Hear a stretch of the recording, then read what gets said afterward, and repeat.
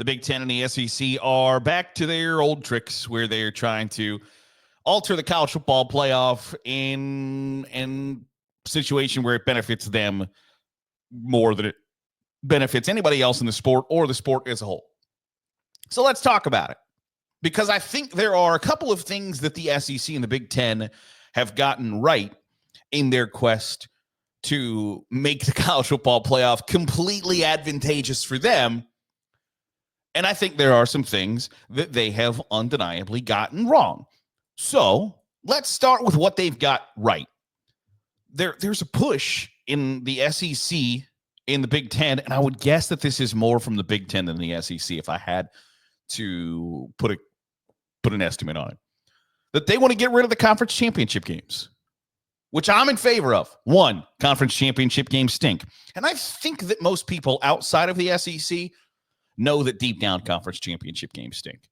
It's an arbitrary way to decide a champion. People talk about they want the college football regular season to matter inherently, and the expanded college football playoff does away with that. I disagree with that notion, but I understand the thought process and logic. If you feel that way, conference championship games should piss you off, because a team can go 12-0, win all of their conference games by 35 points, and if they have a bad Saturday, they're not the conference champion. Well, that's dumb.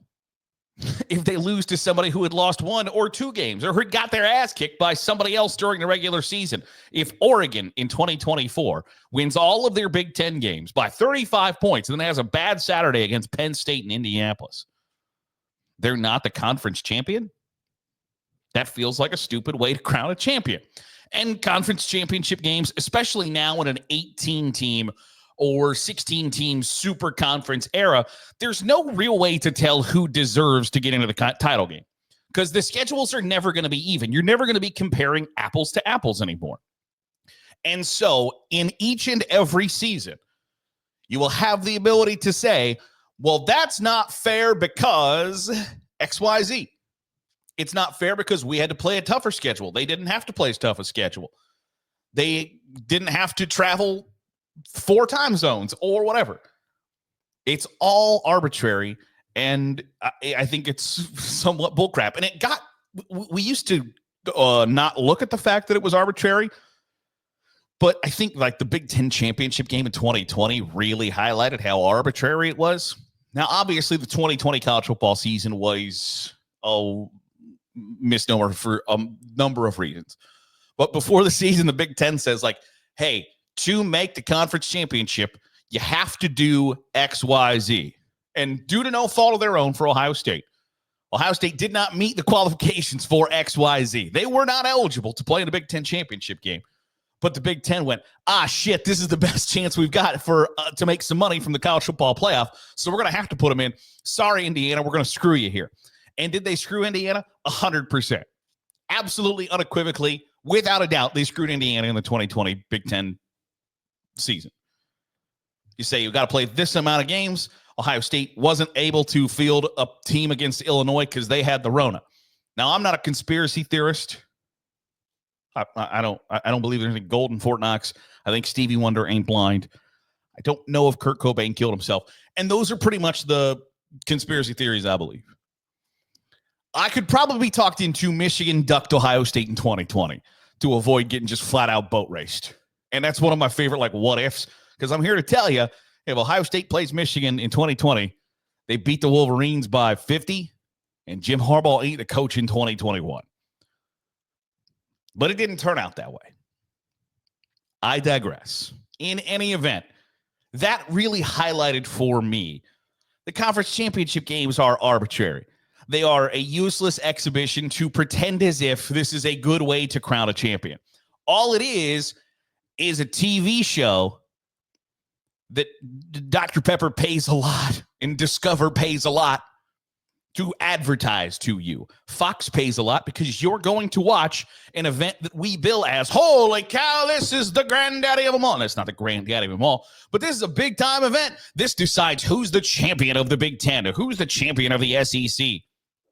This has major playoff implications, and sometimes it didn't. It didn't. More frequently than not, it didn't have major playoff implications.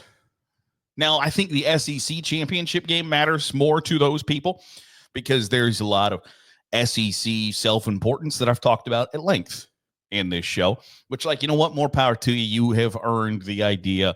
You've earned the right to say that you are the most important college football conference in America. And to some Georgia fans, sure, we got our ass kicked by Notre Dame in the playoff, but by God, we won the SEC championship, which I think is a really weird way to look at your season. But that's not for me to decide.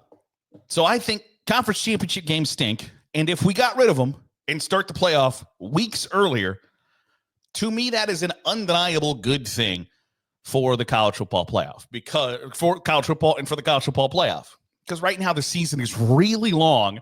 And I think I'm not alone in the idea that I would love to see the college football season end on a Saturday. You watch college football every Saturday from September through November, and then this year through December for the playoffs. But then, oh, by the way, we're going to end it on a Monday night. Feels dumb. So if there's a way to advance the calendar, shrink the calendar just a little bit, and say, we're going to do away with this one thing that is really kind of fruitless and pointless, I'm here for it. So I will thank the Big Ten and the SEC if they are able to do away with conference championship games. The other good thing that I think the latest proposal from these two schools is supposedly going to include is some semblance of a scheduling agreement. Now, whether that is the SEC moves to 9 conference games, which I think they should do.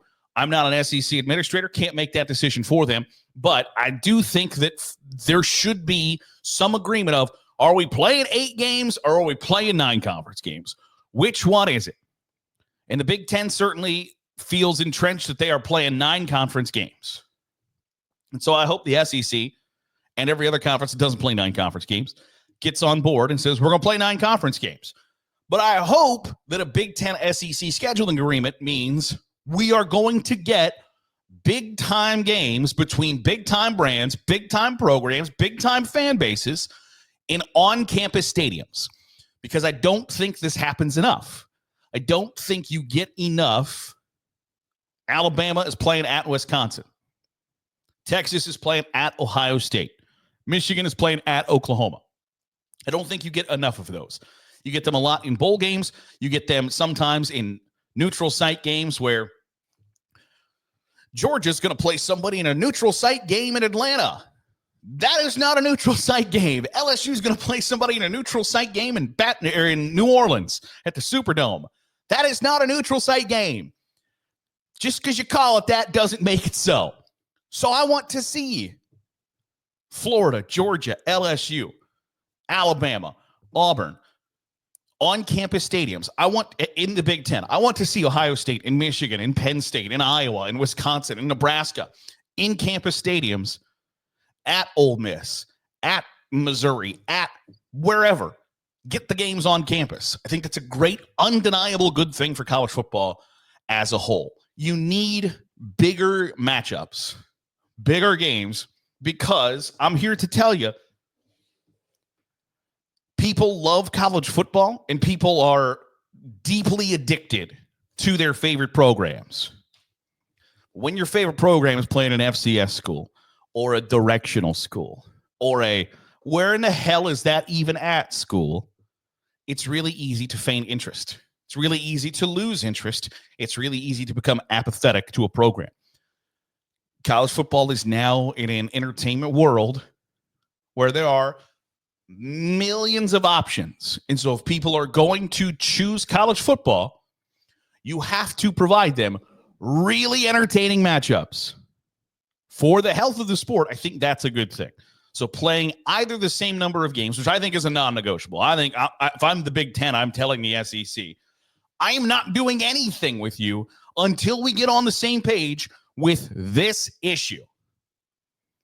So let's figure it out. That's a pretty stern way to negotiate, but I firmly believe that it's that important. So I think those are the two good things out of this. Conference championship games suck. and better, bigger non-conference games between the sport's biggest, most prominent and powerful brands and programs, really good thing.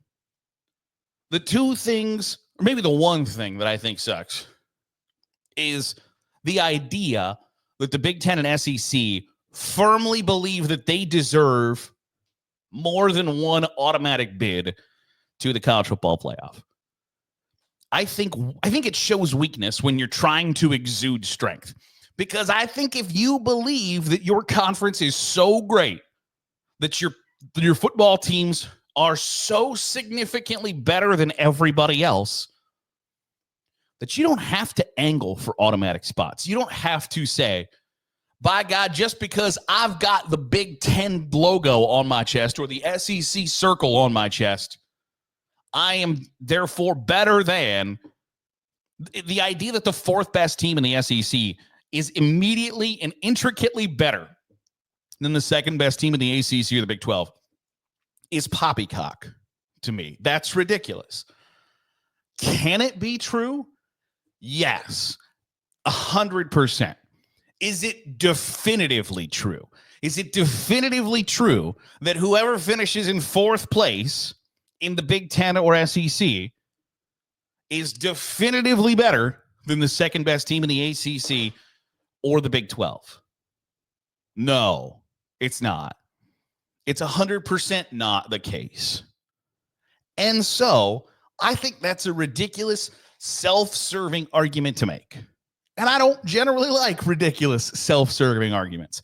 So the idea that just because you're the fourth best team in the SEC means you should automatically make the playoff, that to me is the more negating the regular season of anything. Because my argument has always been that an expanded college football playoff makes more games more important than just a select few throughout the season. And more games that are more important attract more eyeballs. It's a good thing. But just because things didn't go the way the SEC wanted them to in the first college football playoff that featured a 12-team field, I don't think means that they deserve to have 4 teams in just because they're the SEC. Just like I don't think being the fourth best team in the Big Ten should automatically earn you a spot in the college football playoff.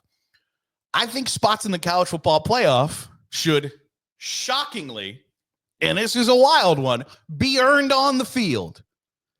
Not just be given to you because you're in the right conference and you played good enough. I think that sucks. It would be, I somewhat hate the NFL to college football equivalent arguments, but like, well, the NFC North has been so good the last 4 years. They should get 3 teams in the playoffs every year just because. Or win your damn games. Wild take. So I hate the idea of like, and whether even if my team was going to benefit from it, I think that sucks. I'm the 4th best team in my own conference, but I'm the 7th best seed. I'm the 7th seed in the college football playoff just because I play in this conference. Meanwhile, everybody else in the sport has to fight for what they earn. No, if sports are about merit and sports are about meritocracy, earn your damn way to a title. I don't think that's controversial. And yet, there are the 2 largest power brokers in the sport are angling for not meritocracy. And I think that sucks. I want to know your thoughts. What do you think? Do you want to see more intra-conference matchups between the SEC and the Big Ten? Do you want to see conference championships stay or go away? Let me know in the comments down below. That'll do it for today's episode of the Daily Huddle. Appreciate you making us a part of your day, however it is, wherever it is you're doing so. If you're watching on YouTube, hit the subscribe button. Make sure you're getting all the great college football content we're pumping out. If you're listening on the podcast feed, drop a 5-star review. It goes a long way in helping out the channel. I'll see you tomorrow for another episode of the Daily Huddle.